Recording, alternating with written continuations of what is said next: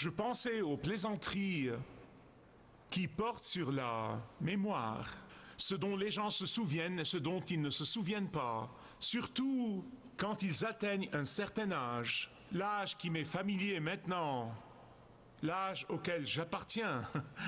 Et j'ai même entendu parler d'une veuve âgée qui sort avec un veuf âgé qui lui dit, il dit, est-ce que je t'ai demandé en mariage hier soir? Elle lui dit, je sais que quelqu'un l'a fait, mais je ne me souviens plus qui c'était. Mais la réalité, c'est que les scientifiques nous disent que selon toutes les recherches qui ont été menées, la plupart d'entre nous utilisent au maximum moins de 20% de leur capacité cérébrale. C'est le grand maximum. La personne moyenne utilise moins de 5% de la capacité de mémoire que Dieu nous a mise dans la pensée. Nous pouvons nous souvenir de beaucoup plus de trucs que nous ne l'admettons, à moins bien sûr d'avoir une maladie qui affecte notre mémoire, ça c'est différent. En fait, notre pensée est capable d'enregistrer jusqu'à 86 millions d'octets d'informations. Quand vous y pensez, c'est comme des centaines de milliers de livres qui peuvent être littéralement conservés dans notre pensée et notre bloc mémoire. Mais tant que nous nous disons que nous ne pouvons pas nous souvenir, nous ne le ferons pas. C'est comme une prédiction qui s'accomplit d'elle-même. Mais la vérité, c'est que nous nous souvenons de ce dont nous voulons nous souvenir. Même les enfants, les petits-enfants, donnent cette excuse, eh bien, j'ai oublié. En fait, certains d'entre eux s'en servent comme une excuse pratique quand ils ne font pas ce qu'ils étaient censés faire. La nature humaine étant ce qu'elle est, nous nous souvenons uniquement de ce dont nous voulons nous souvenir. En fait, c'est pourquoi tout ce qui a été bâti tout au long de l'histoire, depuis les pyramides d'Égypte jusqu'aux monuments de Washington, d'ici, tout a été bâti pour ramener à notre mémoire certains souvenirs et veiller à ne pas les oublier. Notre nation, l'Amérique, à ce stade-là de son histoire, souffre de ce que je pourrais appeler un cas grave d'amnésie. C'est un cas délibéré de grave amnésie. Amnésie quant à la vérité des pères fondateurs. Amnésie quant à la vraie histoire de cette nation. Amnésie quant à la fondation biblique de cette nation. Amnésie quant aux racines bibliques de cette nation. Certains de nos leaders essayent délibérément d'effacer ces vérités de notre mémoire. Ils essayent d'effacer de notre mémoire que c'est une nation qui a été fondée sur la vérité chrétienne, que c'est une nation qui a été fondée dans la dépendance absolue du Dieu de la Bible, que c'est une nation qui est devenue grande simplement à cause de sa fondation pieuse, que c'est une nation tellement généreuse et tellement accueillante et tellement aimable à cause de son amour pour Dieu qu'elle a exprimé envers les autres en étant une nation accueillante. Pourquoi est-ce que je vous dis tout ça dans une série de messages sur la prière intitulée « Faites appel à moi » ? Parce que quand vous priez le Seigneur de vous donner ce que vous voulez ou ce dont vous avez besoin, sans lui apporter des actions de grâce pour ce qu'il a fait dans le passé, votre prière devient inefficace. Quand vous venez à Dieu avec votre liste de demandes et que vous lui dites « Donne-moi, donne-moi, donne-moi Dieu », puis vous suivez votre propre chemin, alors vous n'avez vraiment pas compris l'efficacité de la prière. Certes, Dieu a dit « Faites appel à moi », mais la façon dont vous priez le Seigneur est d'une importance capitale. Si vous étudiez toutes les grandes prières de la Bible, de la prière de Daniel dans le chapitre 9, à la prière de Néhémie juste après le retour du peuple de Dieu de son exil, à la prière de la consécration du temple de Salomon, même à la prière d'Étienne avant sa mort dans le livre des Actes des Apôtres, vous allez voir que chacune de ces prières commence avec des actions de grâce pour ce que Dieu a fait dans le passé.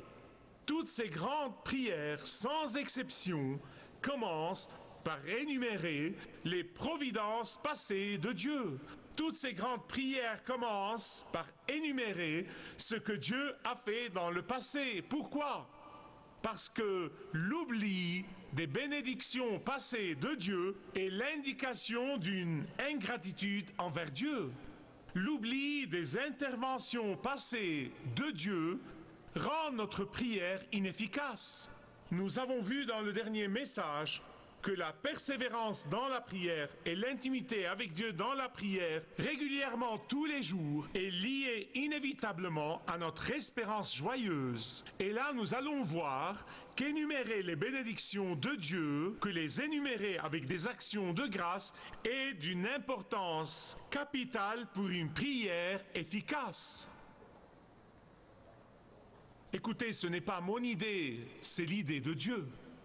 Vous voyez, Dieu qui nous a formés, qui nous a créés, qui nous a nichés dans l'utérus de nos mères, savait que nous contracterons facilement ce sens d'amnésie à l'égard de ce qu'a fait Dieu, à l'égard des bénédictions passées de Dieu dans nos vies. Et c'est pourquoi il les rappelait constamment à son peuple encore et encore et encore. C'est pourquoi il les exhortait constamment à dresser délibérément et définitivement et intentionnellement des monuments commémoratifs visibles de ces bénédictions passées. Et c'est pourquoi Josué a demandé au peuple d'Israël de dresser ces monuments commémoratifs. Josué chapitre 4, Dieu lui a dit: dresse ces pierres commémoratives sur la rive du Jourdain. Pourquoi? Ah, parce que Dieu ne voulait pas, bien sûr, qu'il dresse un monument juste pour dresser un monument. Ce n'était pas l'intention de son cœur. Il voulait qu'ils apportent continuellement des actions de grâce et des louanges dans leurs prières. Chaque fois que le peuple voyait ces monuments, Dieu voulait qu'ils soient continuellement remplis de foi dans la prière. Chaque fois que le peuple voyait ces monuments de pierre, de ce que Dieu a fait pour eux, Dieu voulait en fait qu'ils témoignent à leurs enfants et à la génération d'après. Chaque fois qu'ils voyaient ces monuments, Dieu voulait qu'ils prennent le temps de le louer dans la prière. Je peux vous témoigner qu'il n'y a peut-être pas de plus grand témoin à vos enfants que de prier avec eux afin de témoigner de ce que Dieu a fait pour vous dans votre vie, dans le passé. Comment Dieu a exaucé vos prières, comment Dieu vous a béni, comment Dieu vous a sauvé d'une situation difficile, comment Dieu vous a guéri. Leur témoigner est la plus grande puissance que vous pouvez avoir dans votre temps de prière. Il n'y a pas de plus grand témoin que d'énumérer comment Dieu vous a béni dans le passé. Il n'y a pas de plus puissant stimulant de la foi dans la prière que de commencer par énumérer ce que Dieu a fait pour vous dans le passé. Puis-je avoir un témoin? Il n'y a pas de prière plus efficace que la prière remplie de louanges pour votre salut, qui est la plus grande bénédiction de toutes. Voilà ce qui est arrivé. Et c'est pourquoi Josué était catégorique sur le point de dresser ces monuments commémoratifs. Vous voyez, Josué était là avec Moïse quand ils sont sortis d'Égypte. Il était là quand il a vu les miracles et les fléaux de Dieu. Il était là quand ils ont traversé la mer Rouge. Il était là quand ils ont vu la manne pleuvoir du ciel. Il était là. Il était bien là, il a vu tout ça, mais il était aussi là quand ils ont facilement oublié tout ce que Dieu a fait pour eux. Quand ils ont facilement nié ce que Dieu a fait dans le passé, quand ils se sont désintéressés de ce que Dieu a fait dans le passé, ils se souvenaient de tout leur ronchonnement passé, ils se souvenaient de toutes leurs plaintes passées. Chaque fois qu'ils étaient confrontés à un défi, ils murmuraient, ils se plaignaient, ils disaient à Moïse: est-ce parce qu'il n'y avait pas de sépulcre en Égypte que tu nous as emmenés pour mourir dans le désert? Chaque fois qu'ils étaient confrontés à un défi, ils ne prenaient pas le temps de dire: rendons grâce à Dieu pour ce qu'il a fait. D'abord, ils ronchonnaient et ils murmuraient et ils se plaignaient. Josué les a vus faire tout ça au lieu d'apporter des actions de grâce et des louanges à Dieu et de l'adorer pour tous les miracles qu'il a fait. Quand Josué les a vus oublier comment Dieu a fendu la mer Rouge, quand l'armée égyptienne les poursuivait, quand Josué a vu à quel point ils étaient ingrats pour la provision de l'eau et la manne, quand Josué a vu l'ingratitude de son peuple à l'égard de Dieu dans le désert, quand Josué a vu la sale attitude des Israélites à l'égard de Dieu exprimée dans les mots que nous utilisons probablement aujourd'hui, eh bien tu sais, qu'as-tu fait pour moi dernièrement? D'accord, tu as fait tout ça, mais qu'as-tu fait pour moi dernièrement, Dieu? Vous voyez, quand Josué a vu tout ça, et que Dieu a dit à la base qu'à cause de cette attitude d'ingratitude, cette génération, toute cette génération sans exception, devait mourir, être enterrée dans le désert, que toute cette génération sans exception n'aura pas le privilège d'entrer dans la terre promise. Quand Josué a vu ce que leur ingratitude dans les louanges et les actions de grâce a fait à cette génération, il a dit: je ne veux pas que cela arrive à ma génération. Je ne veux pas que cela arrive à la prochaine génération. L'absence des louanges et des actions de grâce les a littéralement empêchés d'entrer dans la terre promise. Et Dieu a attendu 40 ans jusqu'à ce que tous les ingrats, ceux qui ronchonnaient et se plaignaient, soient morts et enterrés dans le désert. Écoutez-moi bien sur ce point. Josué a compris que pour qu'une prière soit efficace, elle doit être remplie de louanges et d'actions de grâce pour ce que Dieu a fait dans le passé. Pour que la prière, votre prière, ma prière, soit efficace, ne courez pas à Dieu avec votre liste de demandes. Ce n'est pas parce que Dieu est miséricordieux et gracieux et qu'il exauce vos prières que vous pouvez prendre l'habitude de faire ça. Si vous prenez l'habitude de faire ça, vous déshonorez Dieu. Dieu veut vous voir entrer dans sa présence et non pas faire irruption avec votre liste de demandes, mais avec vos louanges et vos actions de grâce. Laissez-moi vous poser une question. Pourquoi est-ce que Dieu exauce les prières de ses enfants fidèles? Eh bien, la Bible nous le dit très clairement. Pour fortifier leur foi en lui. Pour les aider à avoir toujours confiance en sa parole, pour exprimer son amour pour ses enfants. Imaginez un peu quand Dieu agit dans l'amour et la miséricorde et la grâce envers ses enfants et qu'ils prennent tout cela comme allant de soi. Imaginez ce que ça lui ferait. Quand ils ne le remercient jamais dans la prière, pour toutes leurs prières exaucées passées, ou qu'ils considèrent qu'ils y ont droit, qu'elles leur sont dues, imaginez qu'ils en attribuent le mérite à quelqu'un d'autre, ou même à eux-mêmes, plus probablement, ou qu'ils les considèrent comme une bonne chance ou un événement fortuit, en disant quelque chose comme « j'étais là où il faut au bon moment » ou « c'est vraiment ma pensée stratégique qui m'a fait arriver ». Quoi que ce soit, juste imaginez ce que Dieu pense. Quand vous venez lui demander quelque chose d'autre, sans passer un moment à le remercier pour ce qu'il vous a déjà donné. Écoutez, cette attitude de gratitude doit avoir lieu dans notre vie de prière individuelle. Vraiment. Cette attitude de reconnaissance et de louange à Dieu doit avoir lieu dans notre vie de prière publique. Ces actions de grâce et ces louanges à Dieu pour ces bénédictions passées doivent être la pierre angulaire du temps de prière de toutes les familles. C'est la pierre angulaire. Je le sais de ma propre vie, comme j'ai déjà appris cette leçon. Comme quoi, beaucoup de fois, comme beaucoup de vous, je me lève tôt et je commence à bénir Dieu pour toutes les prières exaucées, et toutes les bénédictions passées, et toutes les choses qu'il a faites. 40 minutes passent et je n'ai pas encore prié pour personne. Vous dites, je pourrais me perdre dans les comptes, écrivez-les. Pas de problème. Écrivez-les toutes. Lisez-les. À Dieu, il n'y a pas de mal à ça. Il ne sera pas fâché. Écrivez-les. Prenez un moment. Faites-en une liste. Et mettez la liste à jour. Et commencez par louer Dieu et lui rendre grâce pour ce qu'il a fait. Commencez votre temps de prière avec des actions de grâce. Commencez par louer Dieu.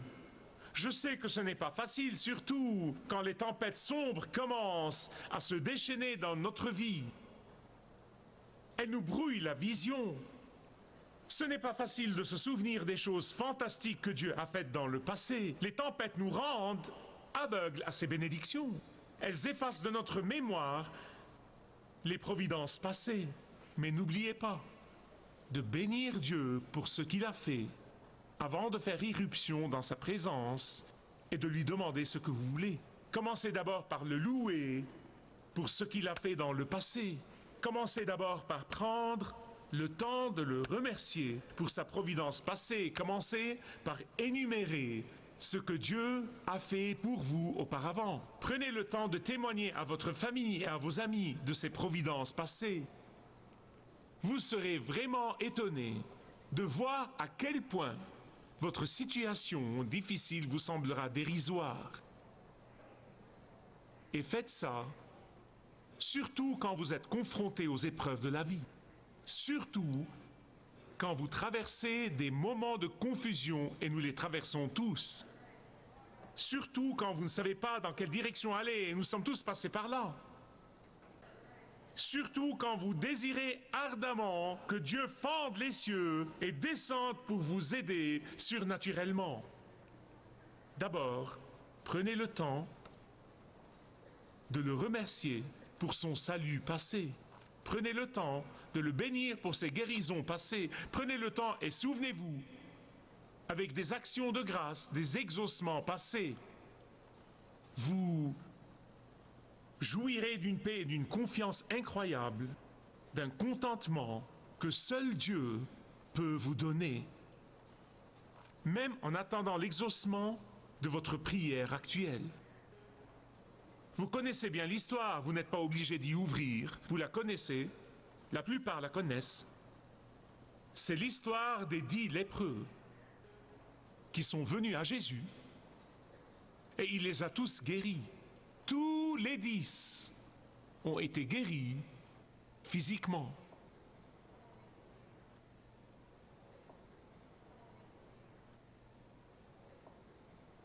Il y avait parmi les 10, 9 juifs, le peuple de l'Alliance, et un samaritain, juste un. Et la Bible nous dit que seul le samaritain est revenu à Jésus. Nous ne savons pas combien de temps il lui a fallu pour revenir. Nous ne savons pas combien de jours ou de kilomètres, ou s'il est revenu sur le champ, nous ne savons pas. Mais il est revenu délibérément, assurément, intentionnellement. Il est revenu à Jésus pour lui dire merci. Si seulement je pouvais vous transmettre les mots de Jésus dans Luc 17, 17, comme ils ont parlé à mon cœur à travers les pages de la Bible, je vais essayer de faire de mon mieux. Voilà ce qu'il a dit quand il a regardé cet homme en dehors de l'Alliance, venant, se prosternant devant lui, lui disant merci de m'avoir guéri. Voici ce que Jésus a littéralement dit. N'y avait-il pas 10 qui ont été guéris? Et les 9 autres, où sont-ils? Verset 18. Ne s'est-il trouvé que cet étranger pour revenir et donner gloire à Dieu? Verset 19. Puis Jésus regarda le Samaritain et lui dit, lève-toi, va, Ta foi t'a complètement guéri. Bien-aimés, écoutez-moi. Si vous n'avez jamais compris qu'il y a des bénédictions exceptionnelles qui vous attendent dans la prière, quand vous passez un temps dans les louanges et les actions de grâce, vous devez le comprendre, vous devez l'apprendre, et c'est juste là, dans ce passage. Tous les autres ont reçu des guérisons physiques. Tous les autres ont reçu un répit temporaire de leur douleur physique, de la douleur de l'isolement et de la douleur du refus de la société à cause de la nature de leur maladie. Ils ont tous reçu le miracle. Mais seul celui qui est revenu était rempli de gratitude, était rempli d'actions de grâce, était rempli de louanges. Et en conséquence, il a reçu beaucoup plus que la guérison physique de son corps. Il a reçu la guérison totale de son âme, de son esprit. Il a reçu un pardon total. Il a reçu une purification totale. Il a reçu une bénédiction céleste totale. Il a reçu la vie éternelle avec le Christ.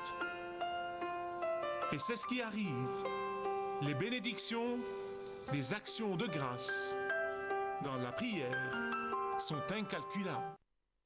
Merci de regarder ce programme. Marcher avec le guide est un programme et un ministère de Kingdom 7 que je vous présente chaque jour en anglais, en arabe et en français, dans l'espoir que Dieu l'utilise pour vous toucher et toucher vos besoins. Et je prie que Dieu ait déjà guidé beaucoup d'entre vous dans une relation plus forte et plus profonde avec lui à travers Malakut 7. Que Dieu vous